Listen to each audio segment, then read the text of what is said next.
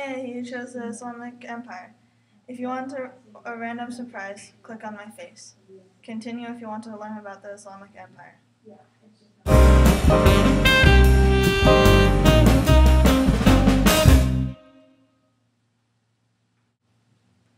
Okay, down to business. So my goal is to teach you how geography influences the Islamic Empire and its interaction with others.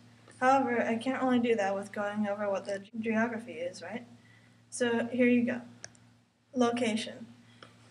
The Islamic Empire was located in the natural crossroads of the Afro-Eurasian landmass. It was also located in the middle of many different empires, such as the African Empire over here and the Byzantine Empire over here. It was also called the Land of Seven Seas. It started in the Arabian Peninsula over here, and then it expanded outward, as you can see here. It was in the middle of major trade routes that connected India to China and the Middle East. The Abbasids moved the capital of the empire to Baghdad, which was near the geographical center of the empire. They participated in the east-west trade between the civilizations of Eastern Asia and Europe, and they were able to do so because they were located in between the two. Also, Mecca was located at the crossroads of two main caravan routes.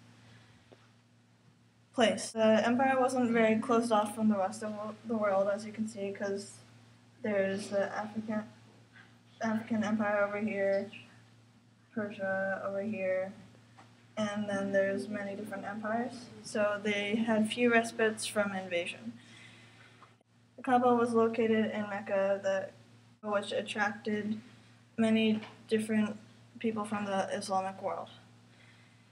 They had a very hot and dry climate, so it made it harder to grow things and develop villages. Therefore, they didn't have very much rainfall. There were deposits of copper, iron, and other metals in the mountains. There was varied landscapes. For example, there was a desert, and then there was some mountains. There was a few grazing lands, but not very many. It was mostly desert. There was also a few oases scattered throughout. There was also scarce grazing land.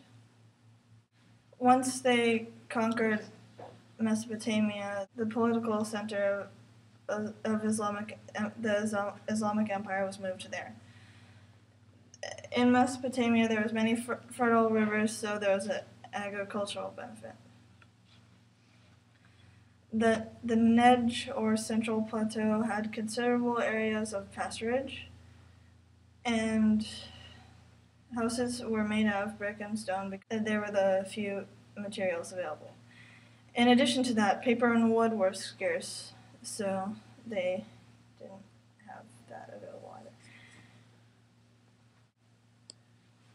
Now, because they had a dry landscape, they had to develop irrigation so they could farm and ergo live. Parts of the Arabian Peninsula have been adapted for trade, so they were able to benefit more from trade.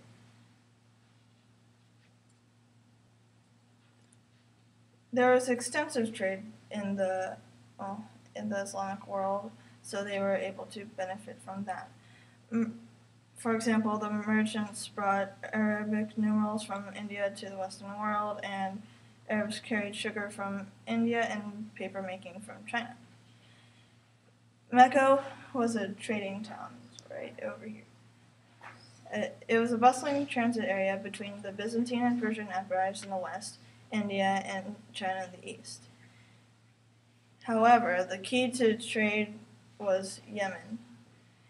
it enjoys a regular rainfall, whereas the rest of the Islamic Empire has a dry climate. There's mountain streams are plentiful. There are many trees, and according to an outside source, ports teem with Arab ship owners or charters and sailors, and they are astir with commercial activity, for they share in the trade across the Red Sea. In addition to that, invaders came in through Central Asia, over here, or Europe, and then Africa region. The Islamic Empire was located in the Middle East, and within the Islamic Empire, there's the desert and the stone. Basically, there's the desert, and then there's the area available for farming. Now, click on this hand if you want to know how the geography influences Islamic society, and click on this hand if you want to see how it influenced its interaction with others.